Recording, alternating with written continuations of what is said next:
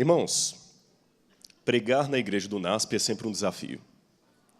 Primeiro porque eu sou membro daqui, embora um pouco visitante, mas sou membro. Segundo porque santo de casa não faz milagre. Terceiro porque essa é uma igreja com muitas mentes, muita gente que pensa, você tem que cuidar muito com tudo. Mas eu espero que a graça de Deus esteja conosco e que o Espírito Santo realmente fale aqui nessa reflexão que teremos nos próximos minutos. Eu queria, nesse momento, compartilhar com os irmãos, e vocês vão entendendo, à medida que eu vou lendo, o porquê do sermão que eu vou pregar. Eu vou pregar hoje sobre o livro de Daniel. E eu queria abrir com um comentário escrito pela autora Ellen White. Eu esclareço, em primeiro lugar, que Ellen White não é a Bíblia. O meu sermão será baseado na Bíblia. O que eu vou ler aqui é apenas uma introdução de um sermão. Se você quiser colocar como um quebra-gelo, pode. Uma introdução. Em segundo lugar, porque, ainda que eu esteja pregando para alguém que não concorda que Ellen White seja uma profetisa inspirada por Deus, é possível que haja pessoas que não concordem com isso, deixe-me pedir licença para lê-la pelo menos como uma mulher que escreveu de teologia no mais profundo senso da palavra. Ainda que eu não acreditasse no dom profético de Ellen White, eu sou obrigado pelo menos a dar-lhe um título honoris causa de teóloga. Porque ela escreveu com tanta propriedade que, falando não agora como adventista, mas como teólogo, eu poderia, sem a menor sombra de dúvida, colocar Ellen White no patamar de Karl Barth, de Schnarrenburg e grandes outros teólogos aí que são estudados e que fazem livros a respeito deles, John Wesley e outros mais. A profundidade com que ela escreveu de temas de Bíblia é tão tremenda que, ainda que eu tire dela o título de serva de Deus ou profetisa inspirada por Deus, ainda que eu tire esse título dela, eu tenho, no mínimo, de considerá-la honoris causa uma teóloga.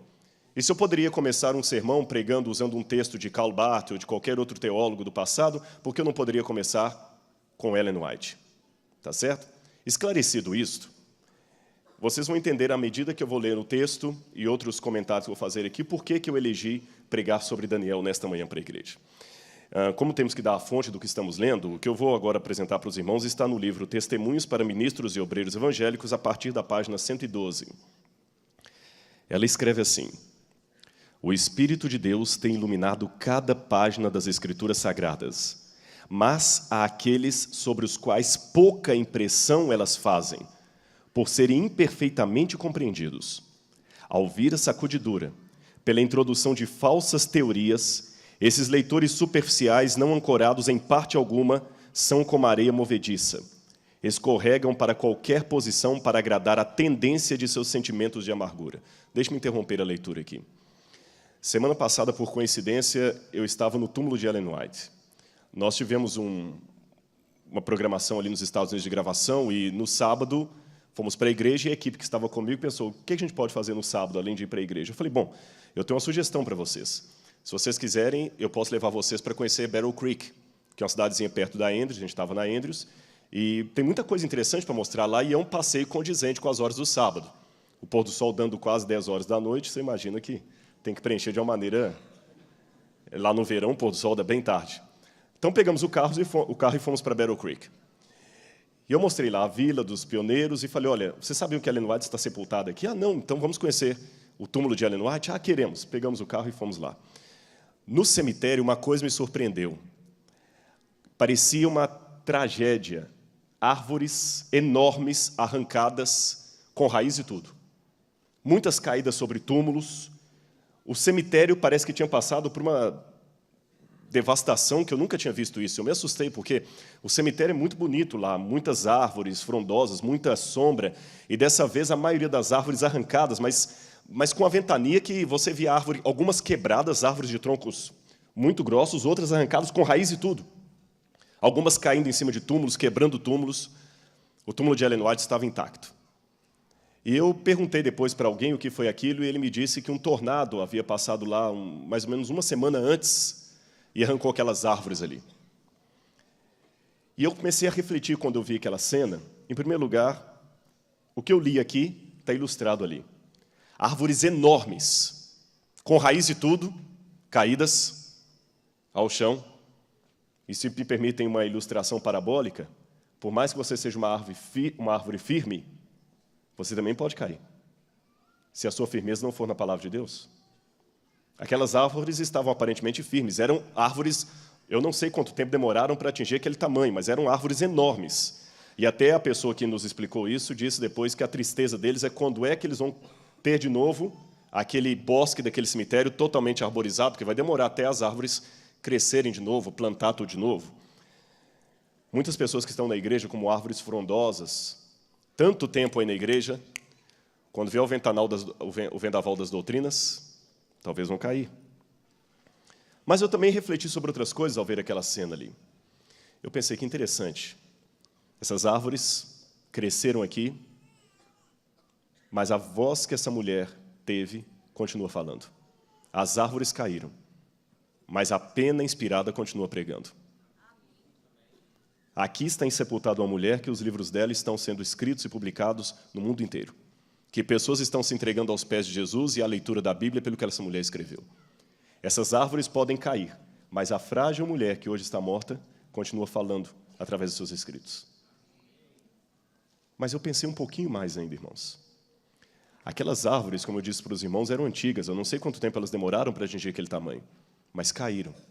E Ellen White morreu em 1915, e Jesus não voltou.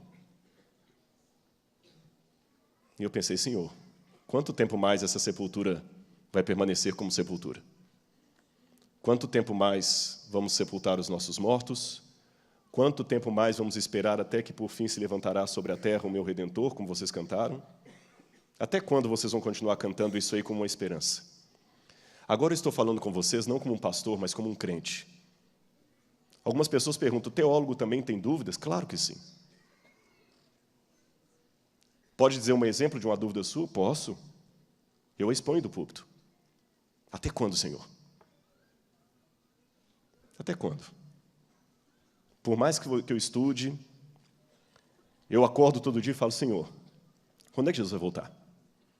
E, irmãos, eu não posso reclamar da vida que eu tenho. Eu tenho um casamento, graças a Deus, maravilhoso. Eu faço o que eu gosto. Vivo numa comunidade muito boa. E eu estou cansado de brincar, de viver aqui.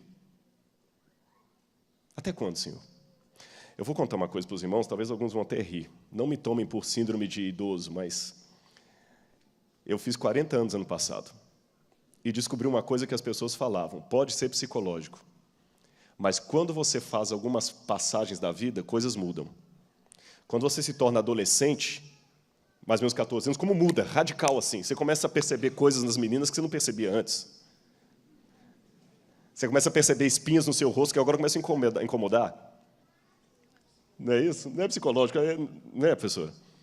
Um pouquinho antes, na infância também, tem aquela fase assim que você quer ficar com a mamãe o tempo todo, tem aquela fase que você odeia que sua mãe te beije na bota da escola, quando vai deixar ali. São mudanças. Quando você faz 21 anos também, é outra mudança. Puxa, agora eu sou um adulto, agora eu tenho que me... E quando você faz 40 anos também, você começa... Eu começo a perceber coisas que eu não percebia. Começam a aparecer marcas no seu corpo que antes você não tinha, no rosto. Você começa a notar a velhice com mais sensibilidade do que notava antes. Às vezes, um artista de TV que você viu, nossa, como é que esse homem está diferente? E eu fui ao concílio de pastores agora, foi uma bênção e maldição. A gente reencontra com os colegas, ele, rapaz, você tinha cabelo. Um dia um pastor pregou desse púlpito aqui, eu estava assistindo com minha esposa, ele falou assim, antes me chamavam de meu jovem, agora já me chamam de velho amigo. Eu comecei a rir, eu falei, mas peraí, ele estudou comigo, eu estou rindo de quê? E nesses pensamentos, irmãos, eu também penso assim, quando eu me formei em teologia, eu pensava assim, Jesus volta antes. Eu já estou tendo ex-alunos, colegas de seminário hoje. Eu era o professor mais novo do seminário. Eu ficava falando, agora eu já tenho colegas que foram meus alunos. E Jesus não voltou. E o teólogo pergunta, Senhor, até quando? Até quando, Senhor? Talvez você em casa está fazendo essa pergunta, talvez você que está aqui está fazendo essa pergunta, Senhor, até quando? Talvez eu estou pregando para muitos jubilados que estão falando assim, Senhor, eu não esperava jubilar. Eu já jubilei, já tem 10 anos aí, o Senhor não voltou. Até quando, Senhor? Ellen White me dá uma sugestão. Ela diz aqui como é que eu posso reafirmar a minha fé. Ela diz, Daniel e Apocalipse devem ser estudados. Há necessidade do mais íntimo estudo da palavra de Deus, especialmente devem Daniel e Apocalipse merecer a atenção como nunca antes na história da nossa obra.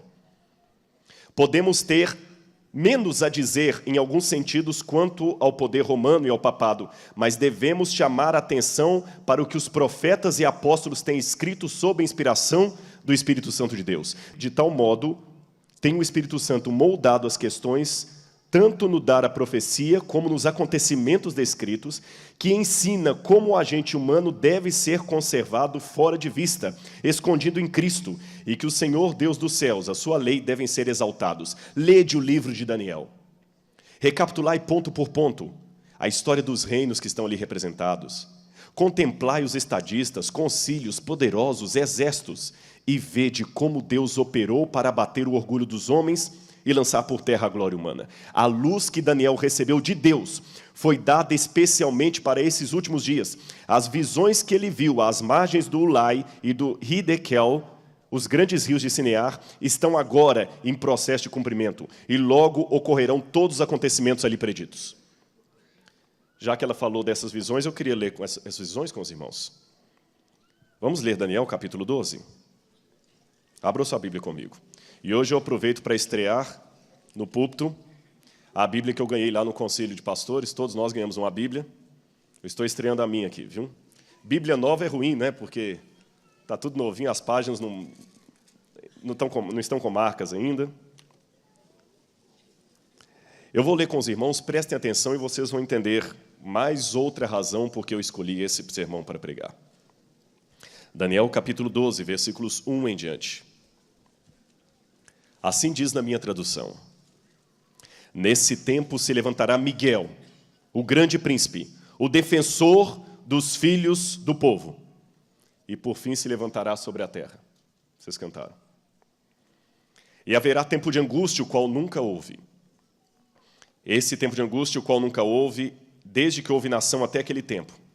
Mas naquele tempo será salvo o teu povo e todo aquele que for achado inscrito no livro. Fique sua Bíblia aberta. Aqui nós sabemos que é justamente quando Jesus termina a sua obra no santuário celestial, se levantará Miguel, e ele então prepara a sua comitiva para descer à terra. Nesse ínterim, entre a saída de Cristo do santuário celestial e o retorno de fato aqui na terra, nesse ínterim, haverá um tempo de angústia. E Ellen White diz num outro texto do Grande Conflito que se há algo que possamos exagerar, isto não é o tempo de angústia. Ela fala que tudo que vamos descrever podemos cair no exagero. Ela falou, porém não tem como exagerar a angústia que aguarda o povo de Deus. Muitos dos que dormem no pó da terra ressuscitarão. Uns para a vida eterna, outros para a vergonha e horror eterno. Aqui ainda não é a ressurreição última, é a ressurreição especial. Aqueles que crucificaram a Jesus vão ressuscitar para ver o Senhor voltando nas nuvens, e alguns dos que morreram, ou todos, que morreram firmes na mensagem do terceiro anjo, também ressuscitarão primeiro. Note que a Bíblia fala, muitos dos que estão no pó da terra, não fala todos, então não se trata daquela ressurreição geral. E diz que alguns ressuscitarão para a glória, outros para o vexame. Então aqui nós temos a profecia dos soldados romanos e de muitos que morreram na mensagem do terceiro anjo. Os que forem sábios, pois, resplandecerão com o fulgor do firmamento, e os que a muitos conduzirem à justiça como as estrelas sempre e eternamente. Tu, porém, Daniel, encerra as palavras, sela o livro. Até quando? Até o tempo do fim. Muitos o esquadrinharão, e o saber se multiplicará. Então eu, Daniel, olhei, e estavam em pé outros dois, um de cada lado do rio, que Ellen White mencionou, o rio Ulai, e outro do outro lado. Um deles disse ao homem vestido de linho que estava sobre as águas do rio, quando se cumprirão essas maravilhas? Aqui outro ponto que eu quero interromper a leitura. Aqui está a dúvida do teólogo, que era a dúvida até de um mensageiro celestial. Quando se cumprirão essas maravilhas, Senhor? Daniel teve o privilégio que nós não tivemos. Ele viu. E quando ele viu, ótimo, Senhor, maravilha, mas quando? Quando sucederão essas coisas? Ouvi o homem vestido de linho que estava sobre as águas do rio, quando levantou a mão direita e esquerda ao céu, e jurou por aquele que vive eternamente que isso será depois de um tempo, 2 tempos e metade de um tempo. E quando se acabar a destruição do poder do povo santo, estas coisas se cumprirão. Eu ouvi, diz Daniel, porém não entendi. Então eu disse, meu Senhor, Desculpe, quando será o fim destas coisas? E Deus não respondeu quando será, ele só disse, vai, Daniel, segue o teu caminho. Porque essas palavras estão encerradas e seladas até o tempo do fim. Muitos serão purificados, embranquecidos e provados. Mas os perversos procederão perversamente, e nenhum deles entenderá, mas os sábios entenderão. Depois do tempo em que o sacrifício diário for tirado e posta a abominação assoladora, haverá ainda 1.290 dias. Bem-aventurado o que espere e chega até 1.335 dias. Tu, porém, segue o teu caminho, até o fim, pois descansarás. E ao fim dos dias te levantarás para receber a tua herança. Desculpe-me se eu frustro alguns nessa manhã, mas eu não vou explicar os 1.290 dias, nem 1.335 dias. Esse é um assunto ainda em aberto, há posições, e eu não creio que aqui um púlpito, o sermão, seria o lugar ideal para discutirmos esse detalhe da profecia.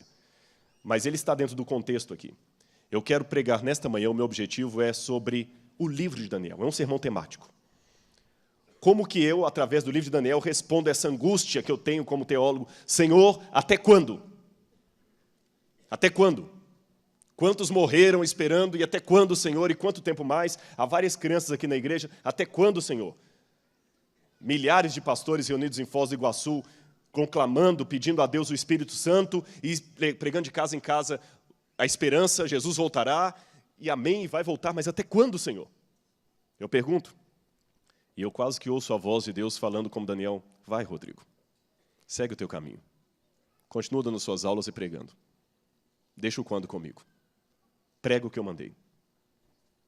Eu sei que há alunos de história aqui, deixe-me contar para vocês uma coisa que talvez vocês já ouviram de algum professor. Existe um ramo da história que me fascina, chama-se psicobiografia. É uma mistura de história com psicologia. A psicobiografia é o seguinte, ela toma a análise psicológica de uma personagem do passado. Eles pegam tudo o que se pode saber daquela personagem e tentam, a partir da história daquela personagem, descobrir, talvez, alguma questão emocional dela. Por exemplo, através de cartas deixadas, você pode descobrir se a pessoa sofreu de depressão, os tipos de traumas que ele trazia consigo. Há alguns que usam a psicobiografia para tentar entender por que Hitler tinha tanto ódio dos judeus. E há algumas pistas interessantes. Alguns diagnósticos até interessantes, a partir de cartas, a partir de contexto. E eu queria aplicar algumas regras da psicobiografia sobre o homem que escreveu isso aqui. O homem por detrás do escrito, o próprio Daniel. E eu vou mostrar para vocês alguns slides. Para falar desse homem, Daniel, eu quero mostrar essa mulher para vocês aí. E eu quero falar um pouquinho dela com vocês. Já que eu falei que eu quero analisar Daniel, deixe-me falar dos sentimentos por detrás de alguém que é acadêmico. Quem estudou na Andrews possivelmente foi aluno dessa mulher. E eu quero compartilhar para os irmãos que foi uma das pessoas que eu tive maior prazer e emoção em conhecer. O nome dela, Leona Running. 96 anos. E eu a entrevistei quinta-feira da semana passada. Essa entrevista vai para o ar no segundo semestre no Evidências. Eu confesso que eu terminei a entrevista chorando. Para quem talvez não saiba quem é Leona Running, eu vou explicar para vocês por que eu estou dando tanta ênfase a essa mulher. Ela simplesmente domina 13 idiomas diferentes. E, apesar dos seus 96 anos, ainda possui tremenda lucidez, como poucos. Entre os idiomas de sua carreira acadêmica, ela conseguia, não sei hoje a tal fluência disso, mas até um tempo atrás, ela lê com fluência egípcio, ugarítico, hitita, latim, sumeriano, acadiano, grego, hebraico, francês, italiano, alemão e outras coisas mais. Ela foi professora da Andrews por muitos anos e ela foi professora em Takoma Park, uma das primeiras mulheres a lecionar no nosso seminário em Takoma Park. E ela... Por que eu digo que ela ainda está muito lúcida? Há 5 anos atrás, tem um amigo meu lá na Andrews, Bob Bates, ele fez uma tese de PhD, e a tese dele foi um dicionário de egípcio. E ela foi a orientadora dele. E essa mulher foi secretária de Albright. Agora eu vou falar da área da arqueologia. Albright está para a arqueologia como Freud está para a psicanálise, o pai da arqueologia moderna. E eu entrevistei essa mulher, e ela está com 96 anos, talvez a última entrevista da vida dela, muito frágil fisicamente, mas lúcida. E ela começou a contar a história dela, e uma das grandes angústias que ela teve é porque, com 1 ano e meio de casado, o seu esposo morreu. E ela resolveu, então, dedicar a vida aos estudos para tentar suplantar a dor da perda do marido. E, no final da entrevista, eu perguntei para ela, mas e sobre o seu marido? E a volta de Jesus? E ela começou a chorar. 70 anos que ele morreu, e ela chorava como se ele tivesse morrido semana passada. E ela falou assim, isso é muito difícil. Todos os dias eu pergunto ao meu Senhor, quando é que o Senhor vai voltar? Quando, Senhor? Quando? E ela demonstrou uma... Eu estou adiantando a entrevista para vocês, mas não importa. Ela falou assim, eu tenho medo, porque quando ele ressuscitar, ele vai ressuscitar com 30 e poucos anos que ele morreu, ele vai me ver com 90. Eu sei que depois, assim, depois que desligou a câmera, eu até falei assim, olha, mas você sabe que vocês vão mudar o corpo. Também o câmera que estava conosco falou, mas a gente vai transformar. Eu falei, eu sei disso, eu não esqueci a doutrina. Mas e se demorar um pouquinho, eu não queria que ele me visse assim. Agora imagina aquela senhora. Mas, irmãos, vocês vão ver depois a reportagem no Novo Tempo. Quando ela começou a chorar, e ela foi chorando, me dói muito a ausência do meu esposo. Eu não me dói muito, por isso que ela mergulhou no mundo acadêmico. Até como... Ela trabalhava na Voz da Profecia, ela fez os primeiros sermões em inglês para o pastor Roberto Rabelo passar para o português. Os primeiros sermões da Voz da Profecia foi ela que fez. Ela conheceu o pastor Rabelo menino, quando ele chegou nos Estados Unidos para estudar. Aí eu falei, tá, mas e a volta de Jesus? A senhora está desanimada? Ela falou assim, não, de maneira nenhuma, ele vai voltar. Irmãos, veio uma velhinha de 96 anos, trêmula, que para andar do carro até o museu onde eu fiz a entrevista, ela tinha dificuldades, e falando assim, ele vai voltar. E ela olhou para a câmera e falou, ele vai voltar, e eu vou ver o meu esposo. Amém? Amém. Eu falei assim, eu não preciso falar mais nada nesse programa. E, de novo, eu fiz a pergunta para mim mesmo, Senhor, até quando? Será que eu vou chegar a 96 anos, Senhor? Eu falei que ia falar de Daniel, e interrompi para mencionar a Helena Running. Como é que estava a situação psicológica de Daniel, quando ele escreveu isso aqui? Daniel também não entendeu. Até quando, Senhor? De novo, eu vou pedir licença a vocês para contextualizar o livro de Daniel um pouquinho mais, já que eu quero estudar o aspecto psicológico dele. Vocês sabem que o livro de Daniel está intimamente ligado até com o cumprimento da profecia.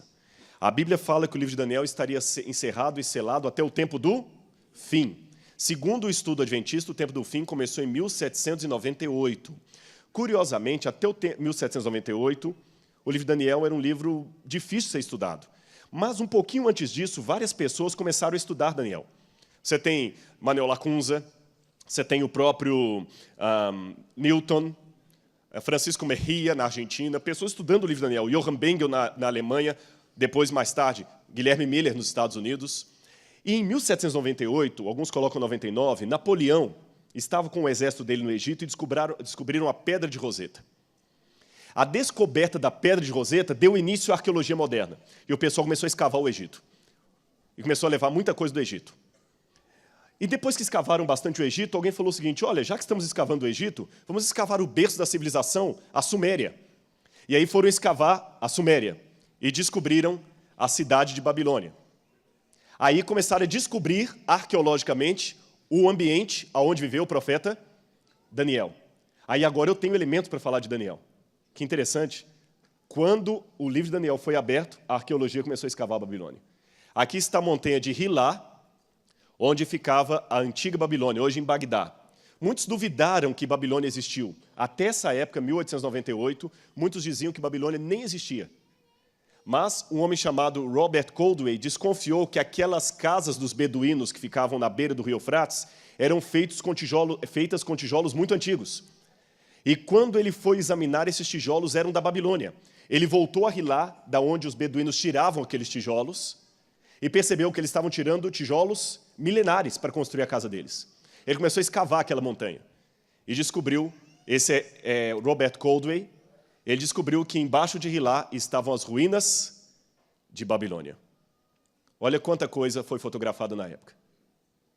Tudo isso aí estava por milênios desaparecido. Os críticos da Bíblia diziam que Babilônia não existia, mas a arqueologia mostrou a existência de um grande império mencionado na Bíblia, chamado Babilônia.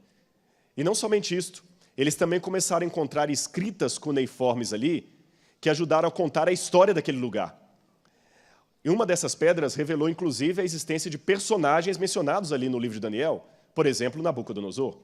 E uma delas está hoje aqui no NASP, graças à doação do professor e pastor Paulo Barbosa. Para quem não conhece, o pastor Paulo Barbosa foi por muitos anos professor no Espírito Santo, e ele ganhou, uns 40 anos atrás, esse tijolo que vocês estão vendo aí. Esse tijolo foi trazido do Iraque, de alguém que foi trabalhar em construção civil, e trouxe o tijolo e falou, vou jogar isso fora, fazer o quê com isso? Aí alguém sugeriu, não joga fora não, doe para o pastor Barbosa, ele dá aula de religião, ele pode usar isso aí nas escolas, né? Uma pedra que veio da Babilônia, um tijolo. E ele usou. E um dia o pastor Barbosa veio visitar o museu que a gente tem aqui no NASP e contou dessa pedra. E falou, eu vou doar para vocês a pedra. E quando eu fui à casa dele ver, eu falei, pastor, isso aqui é acadiano. Isso aqui é escrita cuneiforme. E, irmãos, o pastor Osés também reconheceu, ele também estudou isso aí. Nós podemos fazer uma tradução e ali tem o nome de Nabucodonosor. Logo no início tem um asterisco, que se lê Dingir. Você tem Nabucoduri-Uzur, Nabucodonosor, Lugal, rei de Babilônia e provedor dos templos de Esagla e Esda. E embaixo aparece o nome do pai dele, filho primogênito de Nabopolassar. Está no nosso museu do NASP aqui. Mas essa não foi a única. Várias peças foram encontradas provando a existência não apenas de Babilônia, mas também de Nabucodonosor. A arqueologia também provou a existência de Joaquim, rei de Judá, ali entre os cativos em Babilônia. Também provou até os amigos de Daniel. Ali eu estou apontando um dos cilindros que diz que Nabucodonosor, com medo de uma represália, de uma traição, ele nomeou apenas 50 pessoas para trabalhar em seu séquito real. E ele nomeia os 50. Ele coloca lá, como ministro Nabuzeridinimã, como o outro lá, Nabuzeribine. Aí vem um nome, o outro aí fala assim, Hanani Shanu, que parece Ananias. Mushalim Marduk, que parece Mesaque. Ardinabu, Abdinego.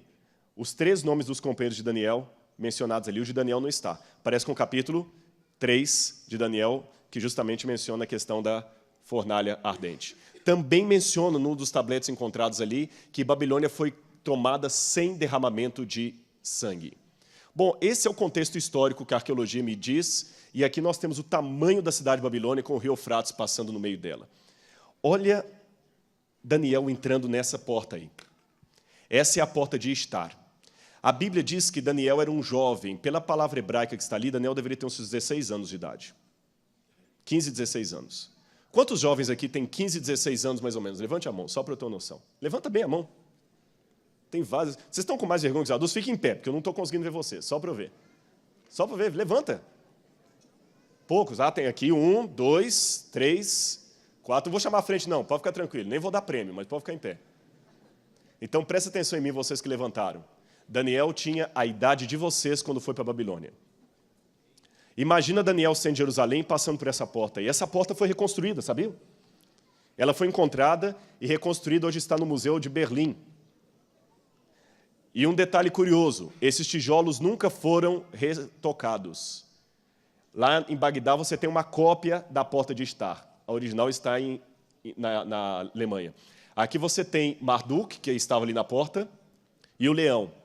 Isso é feito de lápis lazuli, 2.600 anos, nunca retocado. Agora, olha que interessante, um dos símbolos da Babilônia era o leão. E esse leão tem uma característica que outros leões não têm. Percebem qual é? Asas. Daniel, capítulo 7. O símbolo de Babilônia era um leão com asas. Quando eu olho para a arqueologia, eu entendo porque que Daniel usou aquele símbolo. Ou Deus mostrou aquele símbolo para Daniel. Um leão com asas, símbolo da Babilônia. Mas Daniel ficou impressionado com tudo aquilo, mas ao mesmo tempo angustiado. Quantos anos eu falei que Daniel tinha? 15 ou 16. De Jerusalém até Bagdá, que seria mais ou menos a distância de Jerusalém à Babilônia, dá uns 900 quilômetros se você andar em linha reta. Mas as pessoas não andavam em linha reta. Elas iam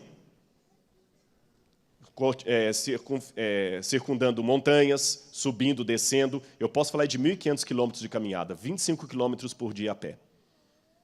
Imagina você andar cerca de 1.500 quilômetros a pé, com algemas e com detalhe. Você não está indo para umas férias, você está indo para a prisão. Imagina. Num sol que chega a 45 graus e andando. E você era nobre. Até quando, Senhor, vai durar essa algema? Até quando, Senhor? E um detalhe a mais. Quando Daniel chegou lá, Daniel tinha saudade de casa. Foi ali que eles escreveram o salmo que diz: no rio da Babilônia nos assentávamos e chorávamos, lembrando-nos de Sião. Aqueles que para lá nos levaram pediam-nos: cante-nos uma música da sua terra. Mas nós dizíamos: Senhor, como poderemos cantar em terra estranha? Esse salmo é chamado de salmo de romagem. Você já viu na Bíblia escrito assim, salmo de romagem, o salmo de peregrinação? Eu vou explicar por que vocês. Os judeus que continuaram morando no cativeiro, quando iam para Jerusalém nas festas religiosas, eles vinham pelo caminho cantando esses salmos, que eram salmos da época do cativeiro. Por isso são chamados salmos de romagem ou salmos de peregrinação. Imagina Daniel sentindo isso aqui. E eu vou revelar uma coisa agora que talvez assustar alguns da igreja, como me assustaram, essas coisas aqui. Vocês estão vendo essa cena aí? Não sei se dá para ver ou está um pouco apagado o slide. Isso é uma cena de um painel assírio. E os babilônios imitavam os assírios na sua crueldade. E os assírios tinham um costume, quando eles levavam jovens cativos para trabalhar para o rei, e como eu falei, os babilônios também imitaram isso. Sabe qual era o costume? Em primeiro lugar, escolhiam jovens de boa aparência. Segundo, jovens da família real. Por que da família real, pastor? Simples. Muitos daqueles jovens poderiam ser o copeiro do rei, para experimentar um vinho antes do rei bebê-lo, para ver se o vinho estava envenenado ou estragado. E somente um jovem de alta posição social saberia distinguir um vinho bom de um vinho ruim. Concordam comigo? Então é lógico que um rei queria do lado dele como copeiro alguém que fosse nobre. Traduzindo para hoje, seria como se um soberano quisesse como secretários, como empregados, alguém que soubesse um nó de gravata italiano, alguém que soubesse como engraxar um sapato de couro especial, alguém que entendesse como se coloca um terno. E não podia pegar alguém da periferia que não sabe aquilo, então ele ia escolher alguém da nobreza. Por isso que Daniel foi. Só que havia um problema para os assírios e babilônios. Um jovem bonito, inteligente, poderia atrair a atenção da esposa do rei. Irmãos, eles costumavam castrar esses jovens. Esse painel que vocês estão vendo aí mostra alguns eunucos castrados. Como eu sei que eles estão castrados? Eles não têm barba. Além da inscrição que diz isso, geralmente o castrado ele para de produzir testosterona, pelos começam a ficar finos, a voz às vezes afina. Não significa virar homossexual. Viu? Não tem nada a ver uma coisa com a outra. Mas alguns comentaristas, repito, para ficar bem claro, e você que está em casa não vai interpretar, não significa que a pessoa se transforma em homossexual, nem efeminado. Ficou claro? Esclarecido isso aqui, para não dar nenhuma dúvida para ninguém. Alguns comentaristas levantam a hipótese que Daniel também sofreu esse tipo de castigo. Eu não posso afirmar isso aqui, mas realmente é uma coisa que... Com base em que, pastor, esses comentaristas afirmam isso? Bom, eu vou dar para vocês alguns exemplos. Letra A. Quem cuidou de Daniel e os companheiros dele? O chefe dos eunucos. Letra B. A Bíblia não menciona a família de Daniel. Ah, pastor, mas a Bíblia também não menciona a família de João, nem de... Então, não significa que... O silêncio é um argumento muito fraco, concordo com você. Mas lembra quando Daniel foi atirado na cova dos leões e os 3 companheiros na fornalha ardente? Depois que eles saíram dali, quem foi atirado no lugar deles? Os inimigos deles. E eles foram atirados sozinhos? Com quem? Com a família, porque naquele tempo, quando alguém era condenado à morte, a família toda ia junto. Então, o fato dos companheiros de Daniel serem lançados na fornalha ardente, não mencionar esposas nem filhos, e Daniel na cova dos leões também sozinho, indica que não tinha família, porque se tivesse mulher e filhos, teriam lançados juntos. Outro argumento. Olha esse texto que eu gostaria de ler com vocês. Isaías, capítulo 39, versículo 7. Isaías 39, verso 7. Dos teus próprios filhos que gerarem, tomarão para que sejam o quê? Eunucos no palácio do rei da Babilônia. Deixa-me perguntar para a igreja. Essa profecia de Isaías, relativa ao cativeiro, diz que Deus ia trazer o cativeiro por que razão? Porque Israel era fiel? Não ouvi a resposta. Porque Israel estava cumprindo a lei? Por que veio o cativeiro, irmãos? Porque Israel pecou. Porque Israel estava em apostasia. Eu pergunto a vocês, Daniel estava em apostasia? Mas Daniel sofreu a consequência. Outra lição que eu aprendo do livro de Daniel. Você que está sentado aí agora, lembra que Ellen White falou dos murmuradores? Você está disposto a sofrer junto com o povo de Deus as consequências da apostasia do povo de Deus, mesmo que você esteja sendo fiel? Esse é um recado especialmente para os dissidentes. É fácil fazer um movimento e ficar criticando de fora. Quando a senhora White fala no livro Santificação sobre a oração de Daniel, ela fala, Daniel se identificou com Israel pecador. Olha o capítulo 9 de Daniel. Quando ele ora, ele fala, Senhor, nós, primeira pessoa do plural, nós temos pecado contra ti. Daniel não tinha pecado, mas mesmo assim, é lógico, tinha pecado no sentido, ele era um pecador. Eu disse, ele não estava naquela apostasia, mas eu quero dizer, mesmo naquela situação de espiritualidade, ele não apontava o dedo para criticar, ele se envolvia com a igreja. E quando nós temos as nossas rodinhas aqui em volta do colégio, nós nos identificamos com a igreja ou a gente critica? Esse povo, essa igreja, não é mais como no meu tempo. Com todo respeito a alguns que já são mais experientes do que eu. Eu respeito tremendamente aqueles pioneiros. Mas ali naquela igreja também tinha problemas. Se não teriam terminado a obra do Evangelho, Jesus tinha voltado. Então não acho que é criticando a juventude de hoje, achando que a de ontem era melhor, que a de hoje não presta. E da mesma maneira, vocês jovens, não é desrespeitando os mais velhos, achando que eles não sabem nada, porque pelo contrário. Eu sou um pastor que eu gosto de responder perguntas, mas fazer perguntas também.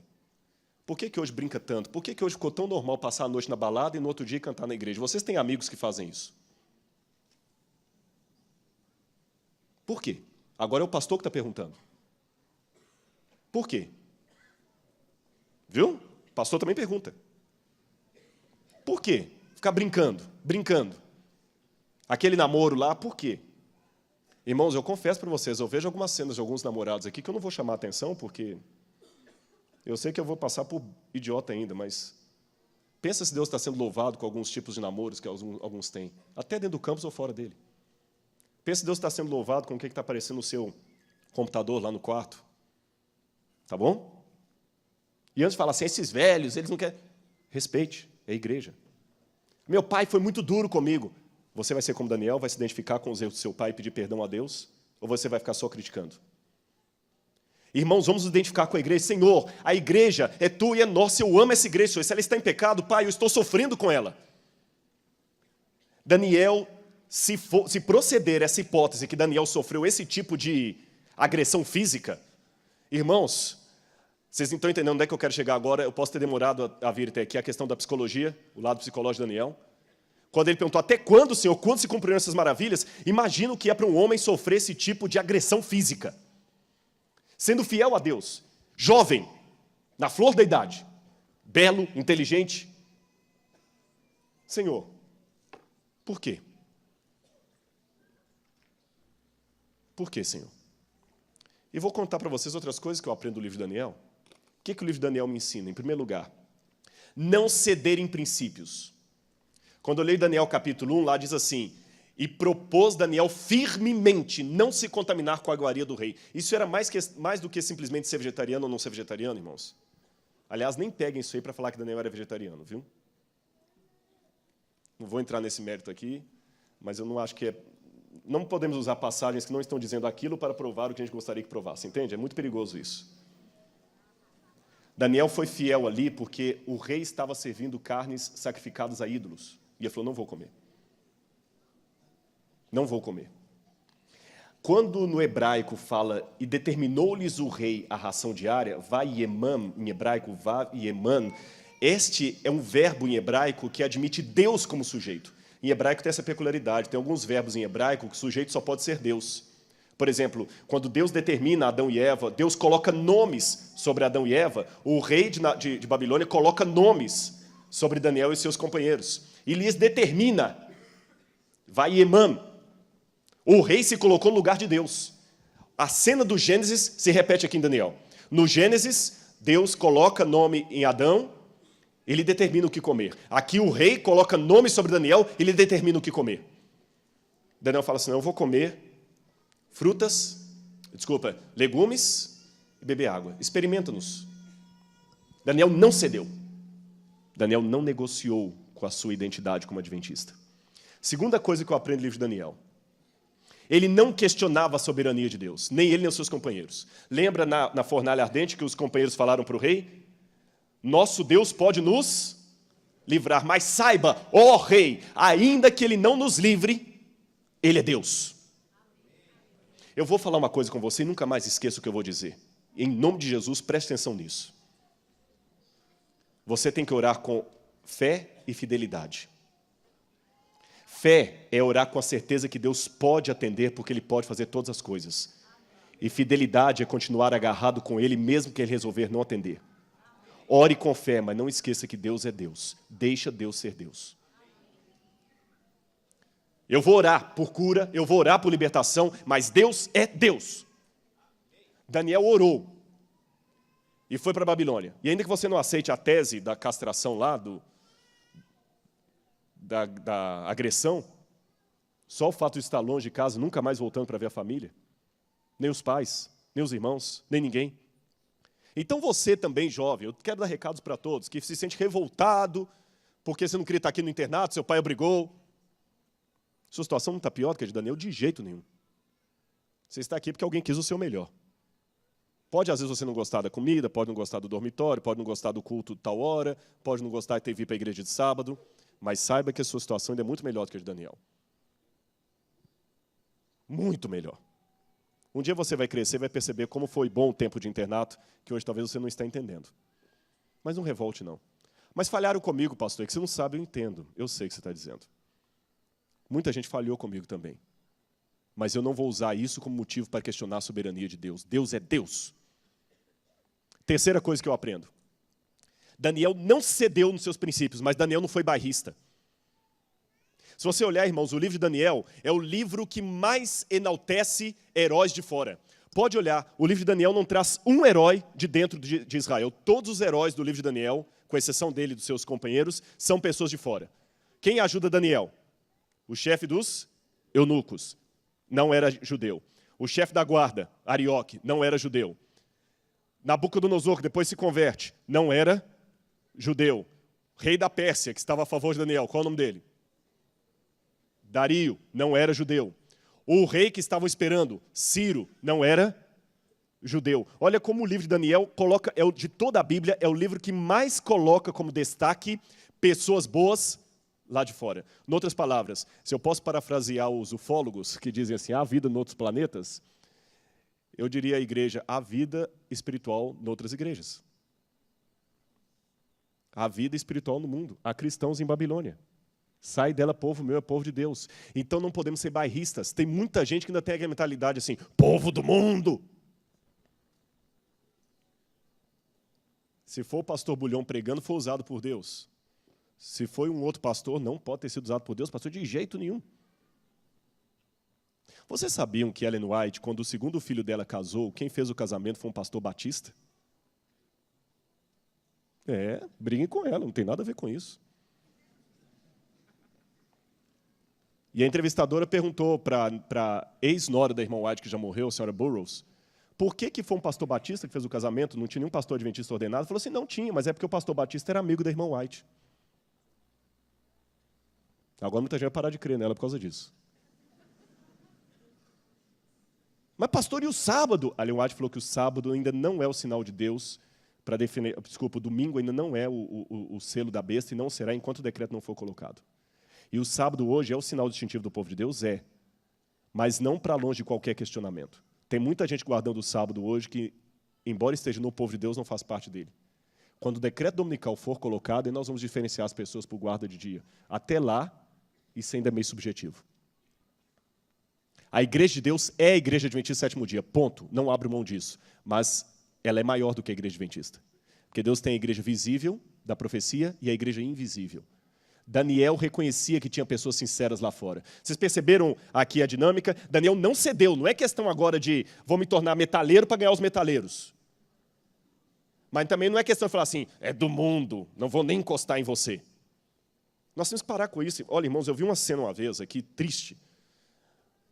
O dono de um restaurante aqui perto, uma vez, falou assim, olha, eu fiquei chateado com algumas pessoas que vieram aqui, e na hora da refeição lá, aprontou um escândalo no restaurante, porque supôs que a pessoa tinha usado a carne, a faca, para cortar a carne, a mesma faca do porco.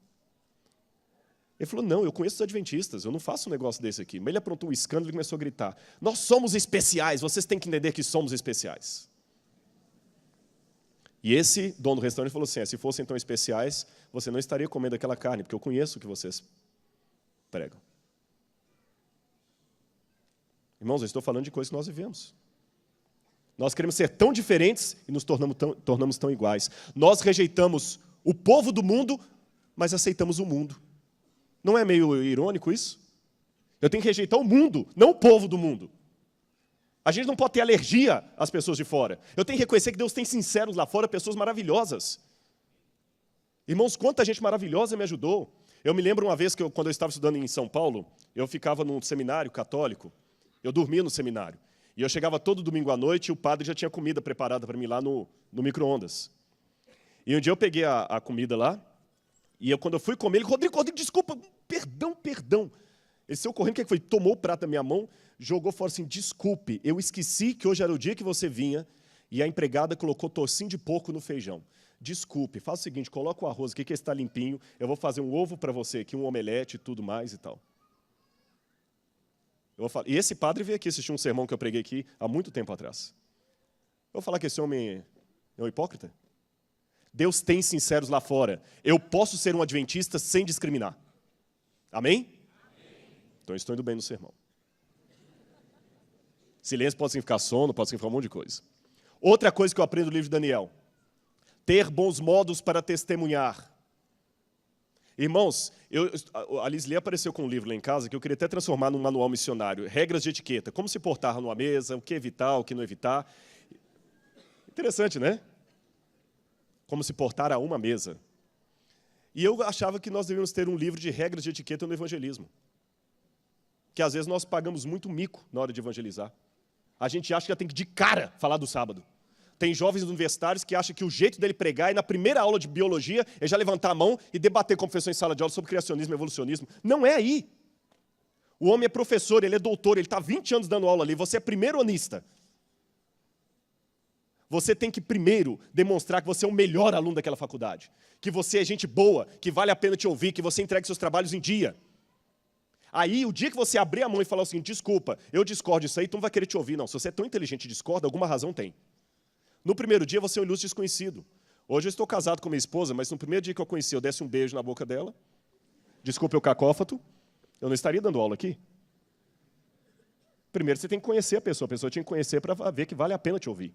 Daniel, antes de falar qualquer coisa, mostrou que ele era. Daniel tinha que ser gente boa, irmão, senão o chefe da cozinha não ia arriscar por Daniel. Olha, todo mundo gostava dele, apesar da oposição que ele enfrentou, o chefe da guarda foi a favor dele, o chefe da cozinha foi a favor dele, Nabucodonosor se encantou com ele, Daniel era gente boa, valia a pena ouvir esse rapaz. Então, minha sugestão, pregue muito e fale só o essencial. Pregue muito e fale pouco. A sua vida é a única Bíblia que muita gente está lendo lá fora. Outra coisa que eu aprendo do livro de Daniel. Daniel, apesar de todo o sofrimento, continuava tendo alegria. O livro de Daniel é um livro que tem ironia e humor. Quando você lê no livro de Daniel assim, e Nabucodonosor disse, ao som da gaita, ao som disso, ao som daquilo, vocês vão se prostrar e não dá uma lista de instrumentos ali. Você notou, Lineu, que várias vezes repete os instrumentos? Sabe por quê? Humor. É engraçado. Em hebraico, a repetição constante de alguns elementos assim, ou o exagero é humor, quando Jesus disse, é mais fácil passar um camelo no fundo de uma agulha que um rico entrar no céu, isso era humor. As pessoas riam. Daniel ali tinha um bom senso de humor. E o rei disse de novo, vamos lá, ao som disso, daquilo, prostrem. Olha, de novo, hein? Vou repetir. Ao som disso, daquilo, prostrem-se. É verdade que ao som disso, daquilo, vocês não se prostraram? Essa repetição constante é um jeito bem humorado de contar a história. E eu costumo dizer para meus alunos que se um homem não sabe rir de uma boa piada, desconfie da teologia dele. É doente. Agora, por outro lado, Daniel também não usava esse humor de maneira irresponsável. Ele não perdia o senso da solenidade, especialmente quando falava das coisas do céu. Em hebraico, irmãos, quando você fala em prosa, é para coisas comuns. Quando você fala em poesia, é para coisas solenes. É diferente do português, né? Toda vez que um profeta está falando, ele começa em prosa. No meio do texto, ele passa para poesia. Opa, aqui é uma coisa solene, é uma ênfase. Daniel, no capítulo 7, quando ele fala da terra, ele fala em prosa. Quando ele fala do céu, ele fala em poesia. Toda vez você vê em Daniel, ele está falando dos animais, é prosa. Quando ele fala do filho do homem vindo para receber o reino, aquela cena ali do trono, ele fala em poesia. Ele sabe diferenciar as coisas de Deus das coisas do mundo. Ele não brinca. Pessoal, presta atenção nisso, que isso é muito sério, principalmente vocês que cantam. Ele não brinca com coisas de Deus. Outro detalhe que eu aprendo do livro de Daniel. Ele tinha noção de onde ele era, de quem ele era. Mais um detalhe, Daniel também eu aprendo que o reino não virá pelo meu esforço, mas por ação divina. Lembra que a pedra foi cortada sem auxílio de mãos. O reino vai vir, mas não é por Rodrigo Silva. O reino vai vir quase a despeito de Rodrigo Silva. Deus em si mesmo se basta, mas ele resolveu contar comigo. Então, isso é um privilégio que eu peço a Deus para não permitir que eu frustre. Outro detalhe, o reino de Deus pode demorar. Daniel, vai, porque essas profecias se referem a dias ainda muito distantes. Outro detalhe, esperar pelo reino no cativeiro é diferente de esperar em casa. Essa expressão em hebraico que está ali, Leshanah Rabaa Beyerushalayim, traduzindo significa ano que vem Jerusalém. Os judeus, quando moram na diáspora, fora de Israel, eles têm um costume, especialmente na Páscoa, no Pessah, no Yom Kippur, que é o dia da expiação, eles falam assim, ano que vem Jerusalém, quer dizer, nós vamos para lá. Dizem alguns que essa tradição começou no cativeiro, quando os judeus tinham a esperança de no ano que vem o cativeiro acabar.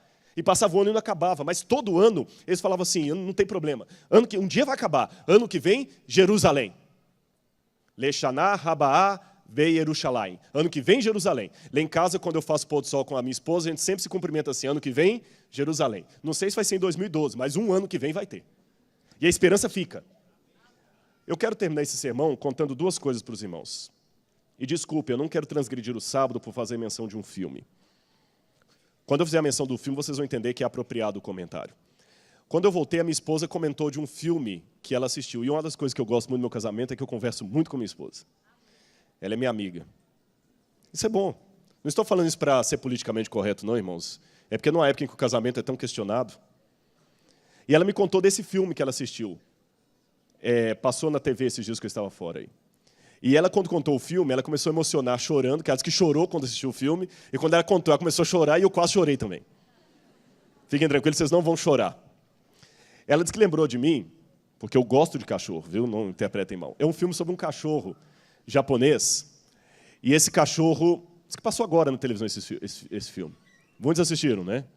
Mas a Globo está com um ibope bom aqui, viu? Eu espero que é Novo Tempo também. Eu sei que o cachorro, ele ficava, o dono, ele teve um carinho muito grande com esse dono, e esse cachorro teve uma história tão especial que eu vou contar partes que o filme não mostrou.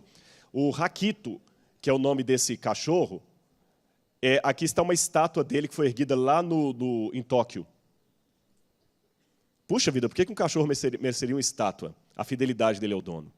O dono criou, e a Liz Ledes que foi mostrando o carinho do dono com o cachorro, e o cachorro foi crescendo, ele pegou o cachorro, e o dono ia trabalhar, o dono era professor, ele ia para a estação, o cachorro ia com ele. Quando ele entrava no trem, o cachorro voltava para casa. Quando era a hora do trem chegar, o cachorro ia para a estação e ficava esperando o dono. Até que um dia, o cachorro não queria que o dono embarcasse no trem de jeito nenhum. Parecia que o cachorro estava entendendo alguma coisa. Esse aqui é a foto original do cachorro.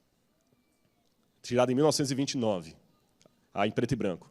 E do outro lado, o cachorro verdadeiro, que foi empalhado e está no museu lá em Tóquio. O cachorro do filme foi empalhado. Sabe por quê? Nesse dia que ele não queria que o dono embarcasse, por alguma razão, o dono foi e teve um infarto enquanto dava aula. E não voltou. E por anos e anos esse cachorro continuava indo para a estação todos os dias, na hora que o trem chegava, esperar o seu dono chegar. E ele começou a morar na estação. Ele dormia debaixo dos trilhos, e na hora que o trem chegava, ele chegava e sentava lá, esperando o dono que nunca mais ia voltar. E eles dizem que a cena mais triste do filme é que você vai vendo o cachorro envelhecendo. E o dono não volta. Quando ela contou isso, coincidiu com o que eu estava pensando em pregar para vocês. Um cachorro não tem o raciocínio de um ser humano. Eu sei que o cachorro pode ser um bicho inteligente, mas ele não tem o raciocínio de um ser humano. Mas se um cachorro consegue ter tanta fidelidade em ficar esperando um dono, por que eu não vou continuar esperando o meu Senhor? Até quando, Senhor? Não sei. Mas eu sei de uma coisa, irmãos, Daniel não era um mero historiador. Ele verificava o pulso da história e sabia interpretar os tempos. E eu aprendo mais uma coisa do livro de Daniel. Eu comecei esse sermão perguntando até quando. Passei pela história de Leona Running, que também perguntou até quando. Mostrei Daniel perguntando até quando. Mostrei que Daniel tinha todos os motivos humanos para questionar a Deus. Mas ele continuou esperando. E a última coisa, presta atenção no que eu vou dizer agora. Existe uma diferença entre esperar no cativeiro e esperar em casa. Daniel sabia o tema do grande conflito. E a dinâmica do grande conflito é que se nós sofremos demais, nós não suportamos, mas se sofremos de menos, não sabemos qual mal é o mal e não desejamos nos livrar dele. E como o mal imita o bem? No livro de Daniel você tem a pedra que sai do céu, que a montanha é um símbolo do céu, ela é arrancada de uma montanha, é o símbolo do céu. E essa pedra que sai do céu atinge a terra e cresce e enche a terra. E o pequeno chifre é um chifre que sai da terra e atinge o céu, imitando o poder de Deus. Ele sabia o que era o grande conflito. Esperar a Deus no cativeiro é diferente de esperar em casa. Você está sabendo esperar a volta de Jesus? Deixa eu contar uma última ilustração para você pensar no resto desse sábado. Uma vez eu li uma coisa de Paulo Freire, um verso que eu nunca tinha lido, um verbo. Ele falou do verbo esperançar. A palavra esperança pode vir de esperar e de esperançar. Eu contei isso numa vigília aqui, gostei de pedir licença para contar isso de novo à igreja. Uma vez eu passei 50 dias longe da minha esposa. Ela estava na África do Sul e estava em Israel.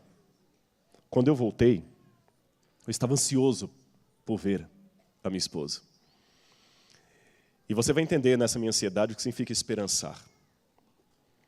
Eu fui para Caprioli ali esperar o ônibus chegar e eu estava com flores na mão.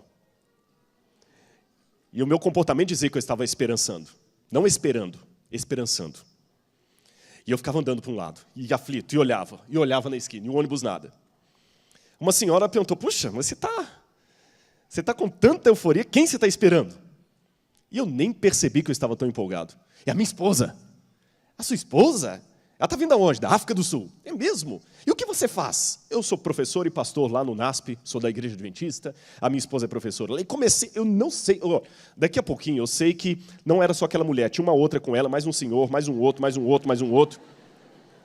E uma chegou e falou assim, mas ela é sua namorada? Eu falei, mais do que isso, ela é esposa. E fiz assim, aí eu cutucou o marido, tá vendo? O ônibus chegou. A porta abriu, aquela primeira falou assim, não, espera aí, ele vai na frente. Espera aí, motorista, deixa ele entrar. A Lisli vai me matar para eu estar contando isso aqui, mas tudo bem. Quando eu entrei, que eu abracei, evidentemente beijei, porque casado pode. Todo mundo lá fora aplaudiu. A Lisli era mais conhecida lá fora do que qualquer um. Mas dessa história um tanto engraçada, eu quero ilustrar para vocês o que significa esperançar. Esperar é estar à espera de algo. Esperançar é ter tanta vontade que a coisa venha, que você leva outros a esperarem juntos com você. Era espalhar a esperança. Irmãos, eu vou continuar esperando o meu Senhor. A minha dúvida teológica ainda não sanou. Até quando, Senhor? Quando Jesus voltará? Não sei. Desculpem, meus alunos, o professor de vocês não sabe e nunca vai poder responder. Quantos anos, pastor, você acha? Mais 10 anos, 5? Não sei. Eu sei que ele em breve voltará. Quando será esse breve, eu não sei. Eu sei o seguinte, pela minha força, mas pela graça, não pela minha força, mas pela graça de Deus, eu vou continuar esperando. E eu conclamo você, a partir dessa introdução, desse panorama do livro de Daniel também, a esperar. Lembrando que estamos num cativeiro, na Babilônia, esperar. O meu Senhor voltará e eu vou ficar esperando. Se um cachorro, que é um ser que não tem a inteligência do ser humano, pode ficar esperando o seu dono, porque eu não posso esperar o meu Senhor? Então, no nome de Jesus, espere, porque Ele voltará. Até quando, Senhor, eu não sei. E enquanto você espera, estude as profecias de Daniel, estude Apocalipse. Você está na Babilônia, mas acreditem, meu irmão, Ele vai voltar. Meus amados, vocês que já jubilaram, talvez não esperavam chegar à jubilação, eu posso dizer que eu entendo a angústia de vocês, porque vocês não esperavam, mas Ele vai voltar. Eu sei que desde que vocês eram criancinhas na igreja, já diziam isso, vocês estão com 70, 80 anos, mas Ele vai voltar. Muitos já morreram, mas Ele vai voltar. Lineu, Ele vai voltar. Você era uma criancinha e seu pai já cantava, você já é um maestro hoje, mas Ele vai voltar. As músicas que vocês compõem, Jader, vão virar realidade. E em nome de Jesus eu quero continuar esperando. Vamos orar agora. Amado Pai, em nome de Jesus eu entrego esta igreja no Teu altar. Ouça a nossa voz agora, Senhor, do santuário celestial. Ouça, amado Pai, o nosso clamor. Como Daniel, Senhor, muitas vezes perguntamos, até quando, Senhor? Quando nós veremos essas maravilhas? Quando, Senhor, o pequeno chifre será definitivamente derrotado? Quando, Senhor, a pedra arrancada sem auxílio de mãos baterá no fim da estátua, consumindo-a e ao mesmo tempo enchendo toda a terra? Quando, Senhor, virá o Teu reino? Senhor, estamos presos na Babilônia deste mundo, agredidos, humilhados, muitas vezes punidos por pecados pessoais ou por pecados coletivos. Mas como Daniel, Senhor, queremos ser fiéis a Ti. Perdoa, Senhor, os pecados que temos cometido. Eu espero, Senhor, que eu tenha colocado para essa igreja aquilo que o Senhor desejou que eles ouvissem. Eu abri a palavra, Senhor, e meditei com eles, refleti sobre aquilo que eu sinto quando leio a Tua Bíblia Sagrada. Então, Senhor, agora, não na qualidade de pastor, mas de membro dessa comunidade, eu peço por todos nós, dá-nos o reavivamento, Senhor. Dá-nos o poder do Teu Santo Espírito. E que nós continuemos firmes esperando ao nosso Senhor. O Senhor em breve voltará, eu sei disso, mas eu não sei quão próximo será o próximo. Mas de uma coisa eu sei, Senhor. Eu e a minha casa, por Tua graça. Eu e a minha igreja, por Tua graça, continuaremos esperando o Senhor. E esperaremos servindo ao Senhor. Eu conclamo agora o Teu poder, o poder do Teu Santo Espírito sobre todos que estão aqui. E que a graça de Jesus repouse sobre cada um de nós, pois é em nome dEle que nós oramos. Amém, Pai. Amém, Senhor.